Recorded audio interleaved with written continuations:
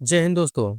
आज हम toppers copy series में एक और टॉपर की कॉपी लेकर के आए हैं। देखिए, ये सीरीज आपके लिए बहुत ही इम्पोर्टेंट है।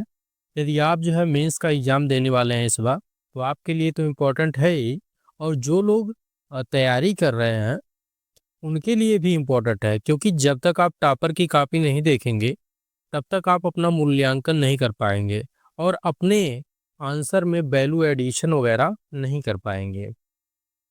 तो देखिए, ये कॉपी जो है यूपी पीसीएस 2023 के टॉपर शिव प्रताप जी का है, जिनका ओवरऑल रैंक 4th है और इनका चयन प्रॉपर एडीएम के पद पर हुआ है।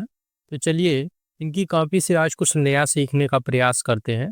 देखते हैं किस तरह से अपने आंसर में वैल्यू एडिशन किया जाता है, किस तरह से मैपिंग करके अपने कॉपी को इनोवेटिव अप्रोच में जो है लिखा जाता है। ये सब आज देखने का प्रयास करेंगे और देखेंगे कि आप किस तरह से अपनी कॉपी को यूनिक बना सकते हैं। चलिए देखते हैं। देखिए, पहला क्वेश्चन है देखिए पहला क्वेश्चन है, हिमस्खलन क्या है? हिमस्खलन के कारकों का उल्लेख करें तथा भारत में इसके जोखिम को कम करने के लिए उपाय समझाएं। अब यहाँ पर सबसे पहले आपको कोर वर्ड फाइंड आउट करना है। देखिए, कोर वर्ड में बार बार आपको क्यों कहता हूँ, ताकि ये आपके जेहन में बैठ जाए और जब भी आप आंसर राइटिंग करें तो आपको इंट्रोडक्शन लिखने में कोई समस्या ना हो। ठीक है, तो देखिए, कोर वर्ड में हिमस्खलन है और इसी को जो है आधार बना करके इंट्रोडक्शन लिखा गया है। इसमें पूछा गया है कि हिमस्खलन क्या है, तो यहाँ पर इंट्रोडक्शन में आपको क्या लिखना है। तो देखिए, यहाँ पर हिमस्खलन क्या है ये पूछा गया है, तो आपको इंट्रोडक्शन में इसका डिफिनेशन लिखना है। ठीक है, तो यहाँ पर देखिए, सिंपल वे में इनके द्वारा डिफिनेशन दे दिया गया है। डिफिनेशन में लिखा गया है कि हिमस्खलन से आशय हिमाच्छादित क्षेत्रों में प्राकृतिक मानव जनित घटनाओं से उत्पन्न कारकों से विशाल हिमखंडों के अपरदन द्वारा विस्थापित होने की प्रक्रिया से है।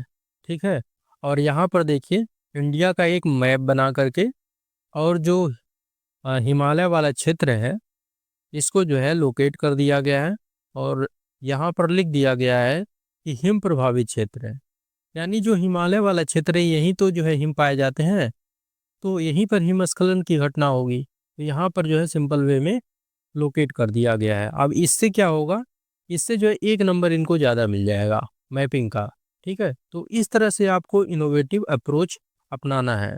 ये अप्रोच तभी आप जो है डेवलप कर पाएंगे जब आप बार बार आंसर राइटिंग करेंगे, लगातार आंसर राइटिंग करेंगे। ठीक है, और यहाँ पर देखिए जो है फिर कारक का उल्लेख किया गया है। कारक में प्राकृतिक कारक को टू द पॉइंट लिखा गया है।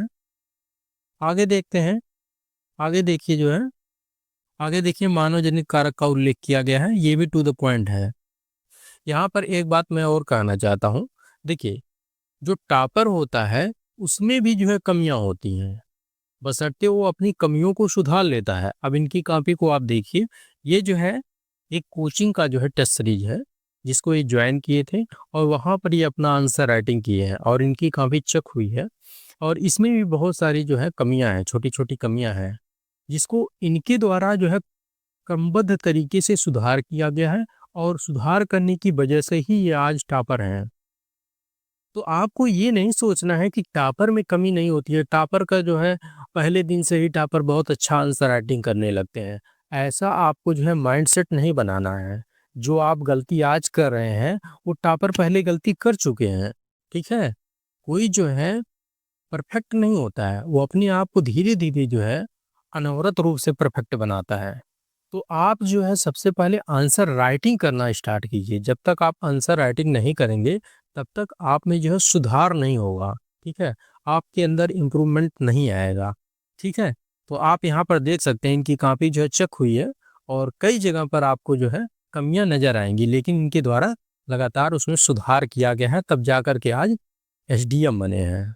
ठीक है, तो यहाँ पर देखिए जोखिम कम करने का जो है सुझाव दिया गया है और इसको भी जो है बुलेट पॉइंट में जो है दिया गया है और लास्ट में जो है कंक्लूजन यहाँ पर जो है कोट कर दिया गया है। ठीक है, चलिए एक और आंसर देखते हैं। देखिए, दूसरा क्वेश्चन है, पृथ्वी की आंतरिक संरचना के विषय में जानकारी प्राप्त करने में सहायक प्रत्यक्ष एवं अप्रत्यक्ष स्रोतों का विवरण प्रस्तुत करें। यहाँ पर कोर वर्ड क्या है? कोर वर्ड है पृथ्वी की आंतरिक संरचना। ठीक है, अब इसी को आधार बना करके इंट्रोडक्शन लिखा गया है। ठीक है, लिखा गया है कि पृथ्वी की आंतरिक संरचना की जानकारी संबंधित स्रोतों में ताप दाप अध्ययन, भूकंपीय तरंगों का प्रयोग तथा ज्वालामुखी क्रियाएं प्रमुख भूमिका निभाती हैं। ठीक है, इस तरह से इंट्रोडक्शन लिखा गया है। देखिए, मैं बार बार कोर वर्ड इसलिए कहता हूँ ताकि आपको इंट्रोडक्शन लिखने में कोई समस्या ना हो।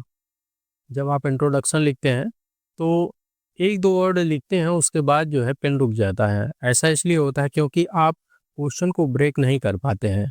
ठीक है, तो इस बात को समझना है, और ये केवल आपके साथ नहीं होता है, सबके साथ होता है, इवन हमारे साथ भी होता था।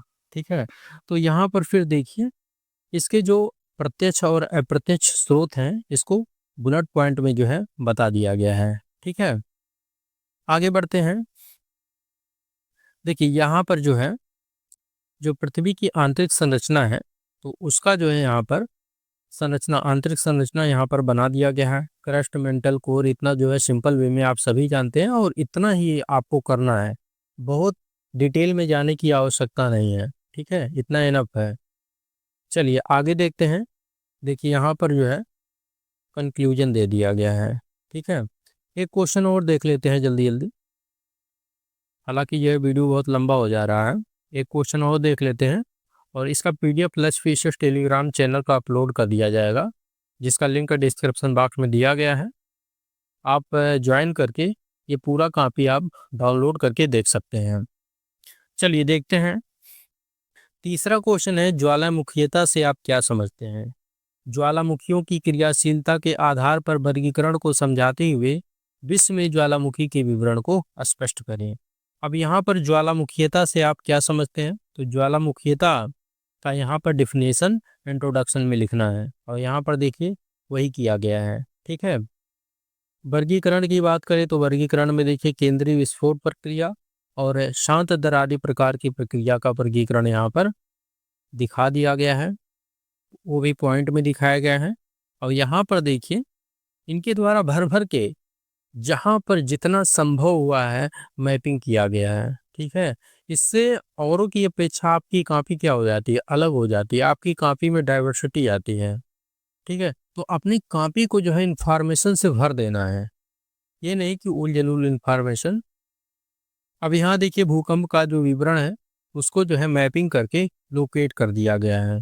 जैसे जो है प्रशांत महासागरीय परिमेखला में जितने भी जो है अग्निवलय, जितने भी जो है भूकंप हैं उसको, उसके बाद जो है मध्य अटलांटिक पेटी में और अन्य क्षेत्र अंतर प्लेट में जो भी जो है भूकंप आते हैं उनको जो है यहाँ पर लोकेट कर दिया गया, बता दिया गया है कि इस क्षेत्र में जो है भूकंपों की बहुतायत है।